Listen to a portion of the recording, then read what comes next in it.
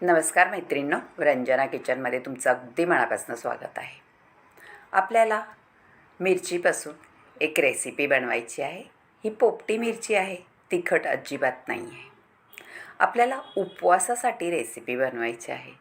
तुम्ही ही रेसिपी बनवल्यानंतर तोंडाला तर चव येईलच, पण तुम्हाला दुसरं काहीही बनवायची गरज लागणार नाही. कारण श्रावण महिन्यात आपले उपवास असतात. खिचडी हे असं वरीचे तांदूळचा भात किंवा वेगवेगळे पदार्थ करून खातो. आपल्याला तोंडाला चव राहत नाही आणि कंटाळाही येतो. पण ही मिरचीपासून तुम्ही रेसिपी करून खाल्ली तर नक्कीच तुमच्या तोंडाला चव पण येईल आणि काही अशी दुसरं काही करायची गरज लागणार नाही. आता मिरची स्वच्छ धुवून पुसून आणि मध्ये कापून घेतलेली आहे. आता त्याच्यामध्ये आपल्याला मीठ भरायचं आहे. छान सगळीकडून मीठ लागेल असं भरून घ्यायचं आहे. मीठ भरल्यानंतर मिरची अजिबात तिखट लागत नाही. पोपटी मिरची असल्यामुळे तिखट तर नसतेच, पण मीठ भरल्यानंतरही अजिबात तिखट लागत नाही. आता सगळ्यांमध्ये व्यवस्थित मीठ भरून घ्यायचं आहे आणि आपल्याला बाजूला ठेवून द्यायचं आहे मुरायला. एकदा मीठ त्याच्यामध्ये छान मुरलं का मिरचीला छान टेस्ट येते आणि आपल्या जिभेवरती रेंगाळणारी चव अशी मिरचीपासून आपल्याला ह्या पदार्थापासून बनणार आहे.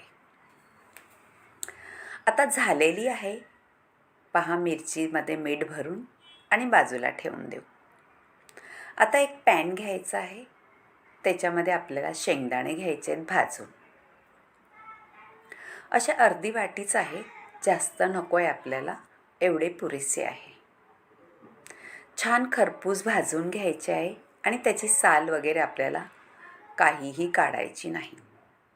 कारण शेंगदाण्याच्या सालीमध्ये छान प्रोटीन असतं. आपण काढून टाकल्यामुळे सालीचा उपयोगही होत नाही. आता आपण वरीचे तांदूळ घेतलेले आहे पाऊण वाटी.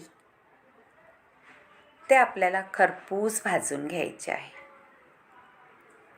वरीचे तांदूळ उपवासाला चालतात आणि त्याचा पदार्थही छान होतो. आता छान मंद आचेवरती खरपूस भाजायचे आहे. असे जळून द्यायचे नाही, नाहीतर करपट वास सुटतो. मैत्रिणींनो, हा पदार्थ तुम्ही नक्कीच करून पहा. श्रावण महिन्यात म्हणा कधीही उपवासाला हा पदार्थ तुम्ही झटपट करून खाऊ शकणारा पदार्थ आहे. आता आपले वरीचे तांदूळ भाजून झालेले आहे आणि आपल्याला मिक्सरच्या भांड्यात ओतून घ्यायचे आहे आणि छान पीठ करून घ्यायचं आहे. काहीही वेळ लागत नाही. 5 मिनिटामध्ये होणारा पदार्थ आहे. आता हे मी पहिलं शेंगदाण्याचा कूट करून घेतलेला आहे आणि तो सुद्धा बारीक वाटलेला आहे. आता वरीच्या तांदळाचं सुद्धा पीठ करून घेतलेलं आहे, अगदी बारीक. आपल्याला मोठं अजिबात ठेवायचं नाही आहे. आता काय करायचे पुढे पहा. व्हिडिओ संपूर्ण पहा म्हणजे तुम्हाला कळेल. चवीनुसार मीठ घातले मैत्रिणींनो त्याच्यामध्ये आणि थोडं थोडं पाणी ओतून आपल्याला पीठ मिक्स करून घ्यायचं आहे.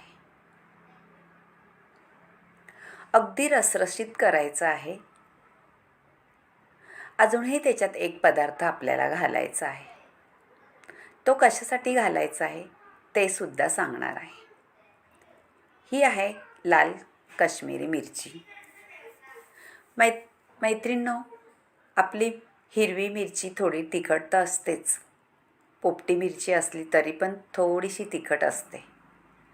म्हणून आपल्याला ह्या बॅटरमध्ये दुसरं काहीही न घालता फक्त काश्मीरी लाल तिखट आणि मीठ एवढंच घालून घ्यायचं आहे आणि बॅटर तयार करायचं आहे.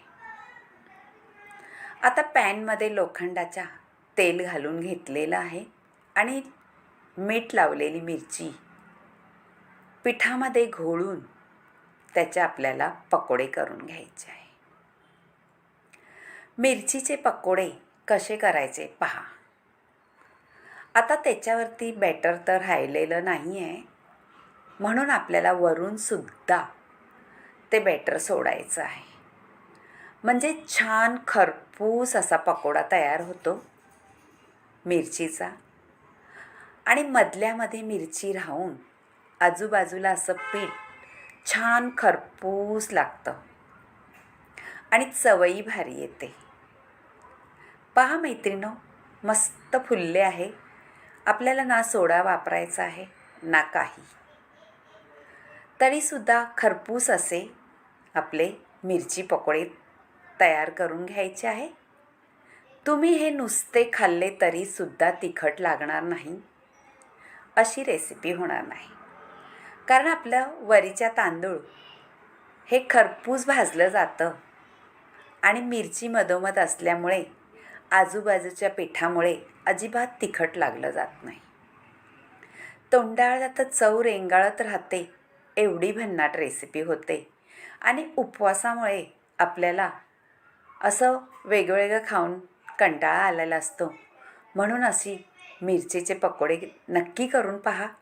आणि रंजना किचनला लाईक करा, शेअर करा, कमेंट करायला विसरू नका आणि सबस्क्राईबही करा. झालेले आहे आता कुरकुरीत असे.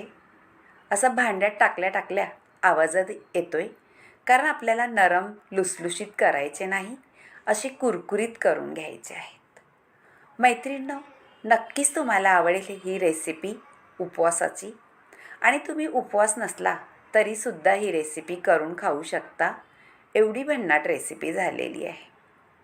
तुमच्या मैत्रिणीसोबतही शेअर करा आणि तुम्हाला आवडले तर नक्की एक कमेंटमध्ये मला कळवा. आणि ह्याच्यात काही फरक करायचा असला तरीही सांगा. मला तर काही वाटत नाही फरक करायला, कारण इतका कुरकुरीत पकोडा होतो का दुसरं काहीही गरज लागत नाही खायची. मस्त 2-4 पकोडे खाल्ले आणि पाणी प्यायलं तर आपलं पोट छान भरून जातं आणि मनही भरतं. पहा मैत्रिणींनो, तुमच्या मैत्रिणीसोबत शेअर करा आणि त्यांनाही एक कमेंट करायला सांगा. छान आपले पकोडे तळून घेतलेले आहे कुरकुरीत. आणि असा पावसाळ्यामध्ये करा, हिवाळ्यात करा, अगदी भारीच वाटतं. चहासोबतसुद्धा हे पकोडे मस्तच लागतात. आजूबाजूला पीठ एवढं कुरकुरीत आहे तर मधल्या मिरचीची अजिबात तिखट लागत नाही. मैत्रिणींनो, तुम्हाला जर ह्या मिरच्या आवडल्या पकोडे तर नक्कीच एक लाईक करा. आणि व्हिडिओ इथपर्यंत पाहिला तोपर्यंत मनपूर्वक धन्यवाद तुमचे. असेच माझे व्हिडिओ पाहत जा आणि तुम्हाला आवडलं तर करून पहा. आणि रंजना किचनला लाईक करा, शेअर करा, कमेंट करायला विसरू नका मैत्रिणींनो. आणि बाजूला बेल बटन आहे ते सुद्धा दाबा. इतकं छान लागतं कुरकुरीत का आपल्या जिभेवरती नक्कीच चव रेंगाळत राहते दिवसभर. बाय बाय मैत्रिणी.